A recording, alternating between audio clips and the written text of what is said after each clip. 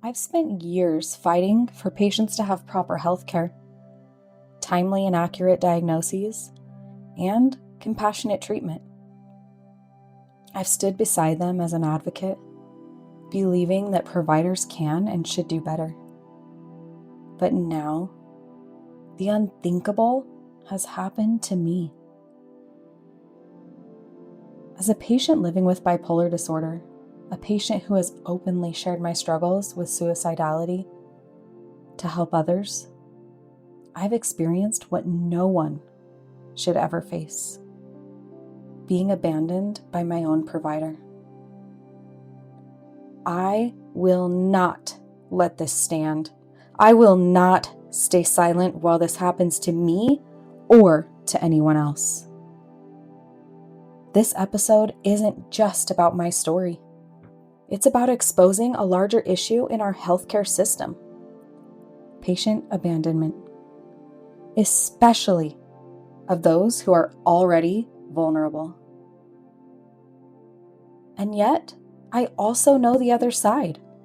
I know what it feels like to finally, after years of searching and fighting for answers, find a provider who cared enough to truly listen. Someone who didn't dismiss me, who didn't brush off my symptoms, but who helped me discover what I truly needed. That moment changed everything for me. It showed me that healing is possible when care is done the way it should be, with compassion, with presence, and with understanding. The reality is this: all patients need that. All patients deserve that. It shouldn't take years of searching, years of being dismissed, years of feeling invisible to find one person who will listen. Care should never be a lottery ticket. Today I'm sharing my journey, the abandonment and the hope, because both sides matter. Because when patients are left behind, lives are at risk. And when patients are truly heard, lives are saved. After everything I've been through, I want to do more than just share my story. I want to help you know how to find the care you deserve, and how to keep that care once you find it, and how to make sure you are getting the right help. Here's what I've learned along the way. First, how to find the right care. Trust your gut. If a provider dismisses your concerns or doesn't listen, that is a red flag. Ask the right questions. Instead of only asking what treatment they recommend, ask why. Look for compassion, a provider who makes eye contact, who pauses to hear you, who validates your concerns and your feelings. That matters as much as their credentials. Seek for referrals and networks. Patient communities, support groups, and advocacy networks can often point you to providers who actually listen. Second, how to keep good care once you find it. Document everything. Keep a notebook of your symptoms, changes, and treatment responses. Build a partnership. Care is not one-sided. Show up prepared, ask questions, and share what's working or not. And communicate openly. A good provider will respect your honesty and adjust. Third, how to get the right help. Don't settle for half answers. Push for tests, second opinions, or referrals if your gut says more is going on. Know your rights.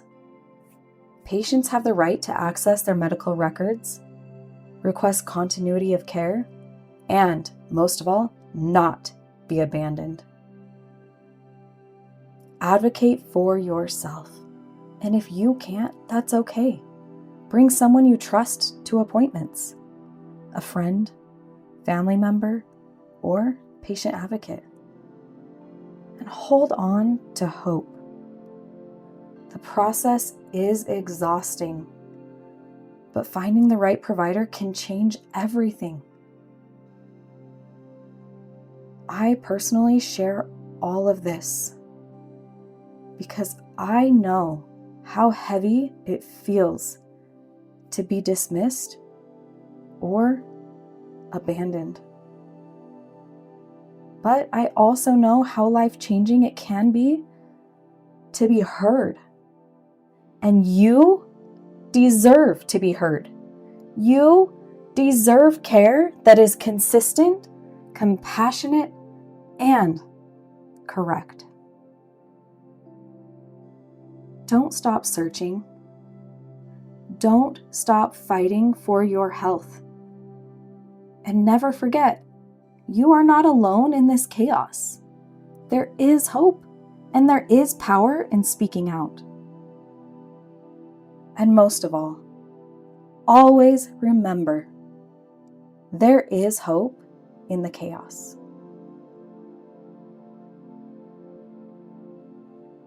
If this podcast resonates with you, if it helps you feel a little more understood or a little less alone, please consider supporting it.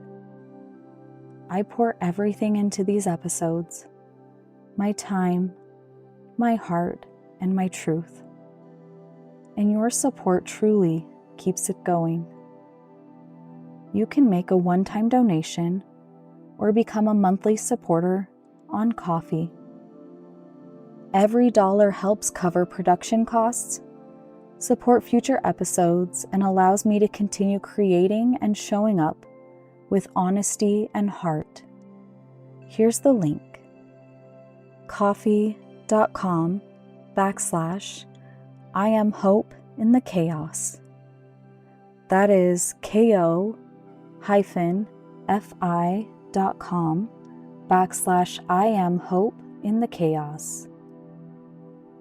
You're not just supporting a podcast, you're supporting a lifeline for me and for others who need to hear these words.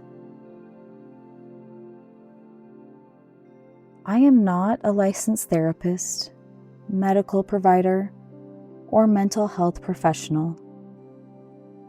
The experiences, stories, and insights shared in this podcast are based solely on my own personal journey and lived experiences. This content is intended only for educational, inspirational, and support purposes. It is not a substitute for professional medical or mental health advice, diagnosis, or treatment. Always seek the advice of a licensed mental health professional or healthcare provider regarding your mental health or medical conditions. If you are in crisis or experiencing an emergency, please contact emergency services immediately by calling 911 or reach out to the Suicide and Crisis Lifeline by calling 988. You are not alone. You never were, and you never have to be. And remember, there is hope in the chaos.